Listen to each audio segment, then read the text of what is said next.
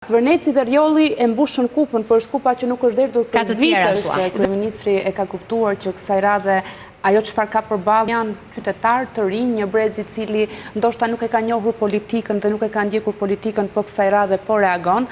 Një brez I cili është cilësuar her pas here si brezi I kafeneve, I cili nuk reagon, nuk ka ndjeshmëri ndaj vendit, por nga ana tjetër nuk po del vetëm për Zvërnecin dhe mënyra se si kryeministri mundohet qoftë të afrohet me ta, apo të gjejë një urë komunikimi apo dialogu me ta, e shikon si të vetmen mundësi ndoshta edhe për ta zbehur apo për ta shuar protestën. Është shumë e rëndësishme të kuptojmë që nuk kemi të bëjmë vetëm me sa numra janë pjesëmarrës apo sa ditë do zjas protesta apo si duken pamjet nga larg apo nga afër, të rinj që me ato thirrje qoftë naive të tyre, qoftë patriotike të tyre, qoftë politike të tyre, mundohen të protestojnë edhe për prindërit e tyre dhe jo vetëm për Zvërnecin. Zvërneci ishte ajo pika e cila e derdhi kupën dhe qytetarët ngritën. Është një protestë e cila flet për onkologjikun, flet për arsimin, flet për shëndetësinë, flet për transportin, flet për politikën.